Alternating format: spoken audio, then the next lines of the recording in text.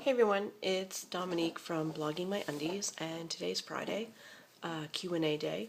So one question that I get asked a lot is, how was it to travel with the dogs from Canada to Finland?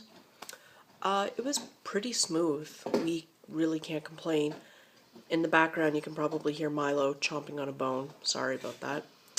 But yeah, so it was really easy. For traveling, the dogs had to be microchipped, up to date on their vaccines and rabies shot, and overall good health. Both of our dogs, Blue and Loki, happened to be neutered, and this was in 2009, so if any rules have changed, I apologize, but this is based on our experience. So both dogs happened to be neutered, and they had to have paper from the vet saying that they had all those vaccines, they had the microchip and the microchip tag on their collar, and that they were in good health. So it was really, really easy.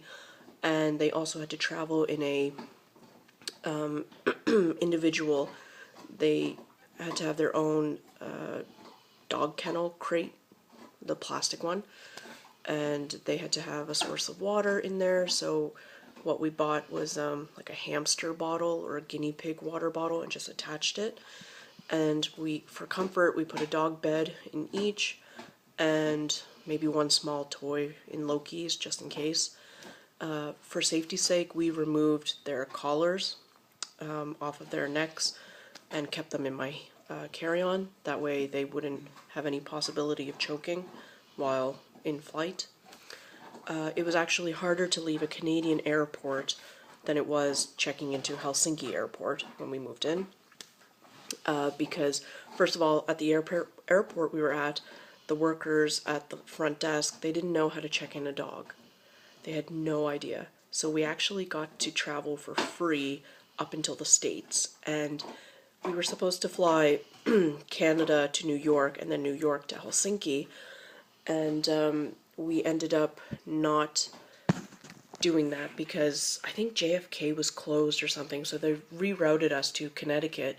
And then they said, hey, you guys with the dogs, come get your dogs, take them out for a bathroom break, and then recheck them in. So it cost us about $500 American in total for both dogs, both large-sized dogs, to continue their flight.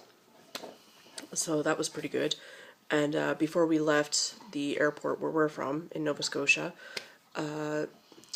the whole kennel box had to be emptied, and they did a drug test because we have a US departure gate in the International Halifax Airport. So they did a drug test, a scan of the dog beds, and we had to hold on to the dogs, and then they just looked in the dog's mouth to make sure there was nothing in there. And, they checked the inside of the kennel and everything to make sure it was all fine. And then the dogs were able to go. So that was all right. And there was a bit of barking. You could hear a bit of barking before we took off, but that was quickly quieted once we got up in the air. We did not medicate our dogs. Our vet highly was against it because in case anything happens, there's not necessarily anyone down below in the cargo part of the airplane.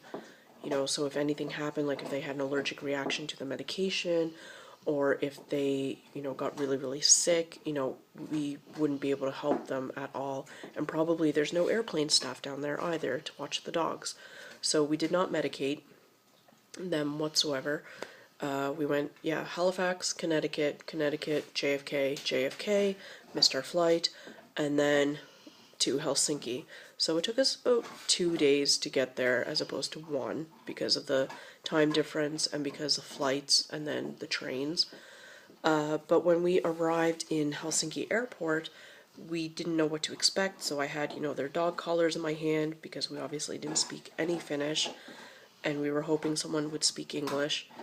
I had the dog collars in my hand and also, the vet papers, which looked kind of plain and boring, but they were legit. They were from my vet. And it was pretty straightforward. We had some airport staff guy come up to us. He was like, "You have dogs?" We're like, "Yep, sure." And they went and they brought the dogs in with their kennels, and then they just took a look at the papers and was like, okay, bye. So we were so sure there was like another step to check out and clear the dogs to enter Europe, but there was none. We rounded the corner with the dogs on the kennels on a trolley, and boom, we were in Helsinki, and little people with taxi signs.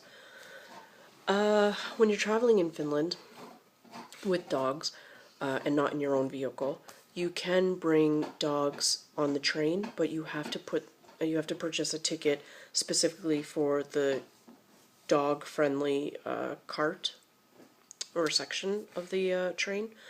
So we didn't do that at first because we didn't know, you know.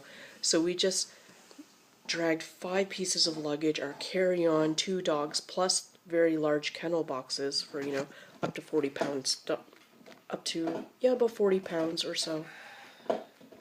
No, I'm thinking in kilos. Okay, the dogs were about 63 and 65 pounds at the time.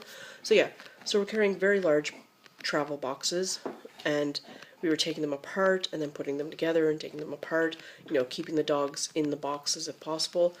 And then we got on the wrong train. We got on an inner city train instead of the, you know, cross city, you know, trains, and it was a mess. So then at one point at some bus stop, we just said, screw it.